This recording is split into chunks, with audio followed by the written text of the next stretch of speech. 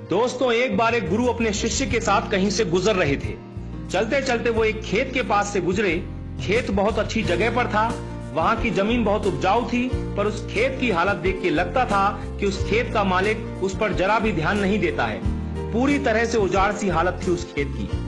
खैर, दोनों को बहुत प्यास लगी थी, तो वो खेत के बीच में बने एक टूटे फूटे घर के सामने पहुंचे। दरवाजा खटखटाया, अंदर से एक आदमी निकला, उसके साथ उसकी पत्नी और 3 बच्चे भी थे। सभी फटे पुराने कपड़े पहने हुए थे। गुरु ने पानी मांगा, उस आदमी ने उनको पानी पिलाया। फिर गुरु ने उससे पूछा कि भाई साहब, आपके पास इतना बड़ा खेत है, ना वहां पर कोई फसल है, ना फलों के कोई पेड़ हैं, आखिर आप अपना गुजारा करते कैसे हैं?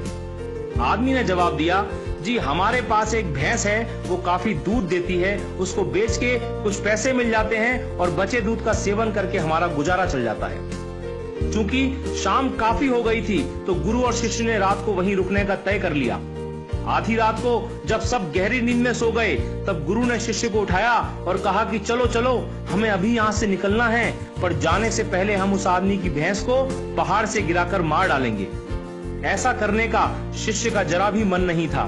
उसे यह बहुत गलत लगा, पर वो गुरु की बात को टाल नहीं सका। सो वो भैंस को मारकर रातों रात वहां से गायब हो गए। ये बात शिष्य के मन में बैठ गई थी। 10 साल के बाद वो शिष्य एक सफल आदमी बन गया, तो अपनी गलती का पश्चाताप करने के लिए और उस आदमी की मदद करने के लिए अपनी कार से उस खेत के सामने पहुंचा। पर वहां उसने देखा कि उजाड़ खेत एक शानदार फलों के बगीचे में बदल चुका था। टूटे फूटे घर की जगह एक शानदार बंगला खड़ा था। जहां एक अकेली भैंस बंधी होती थी, वहां कई अच्छी नस्ल की गाय और भैंसें बंधी हुई थी। शिष्य ने सोचा कि शायद वो परिवार अपनी जमीन किसी को बेच के कहीं चला गया है, और ये सोचकर वो वापस लौटने लगा, तो उसे खेतों में वही 10 साल पहले वाला आदमी दिखाई दे गया।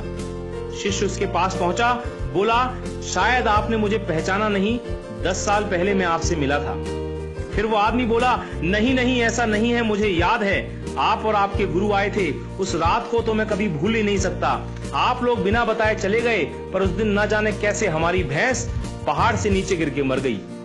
कुछ दिन तो समझ ही नहीं आया कि क्या करें, पर जीने के लिए कुछ तो करना था, सो लकड़ी काट कर बेचने लगा। पैसे आए तो खेत में बुआई कर दी, फसल अच्छी हुई तो उसे बेच के फलों के बगीचे लगा दिए। काम अच्छा चल पड़ा और आज मैं आसपास के 1000 गांवों में सबसे बड़ा फल व्यापारी हूं। शिष्य बोला, ये काम आप पहले भी तो कर सकते थे। तो आदमी बोला, तब जिंदगी बिना मेहनत के गुजर रही थी, कोई रिस्क नहीं था, तो लगा नहीं कि मेरे अंदर इतनी क्षमता है, सो कोशिश ही नहीं की। पर जब भैंस मर गई तो हाथ पांव मारने पड़े और फाइनली मैं यहां तक पहुंच गया।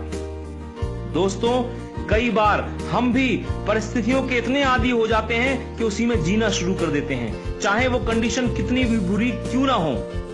यहाँ तक कि हम अपनी नौकरी से कई बार इतनी नफरत करते हैं, पर फिर भी उसे पकड़े पकड़े जिंदगी बिताने लगते हैं। कई बार नए अवसर के बारे में हम बस इसलिए नहीं सोचते क्योंकि पुराने से हमारा दाल रोटी का खर्चा निकल रहा होता है। हम डरते हैं रिस्क लेने से, और सिर्फ इन्हीं वजहों से हम कभी अपने फुल पोटेंशियल को रियलाइज नहीं कर पाते। हम अपनी क्षमताओं का पूरा उपयोग नहीं कर पाते, जिससे हमारी लाइफ कहीं बेहतर बन सकती है।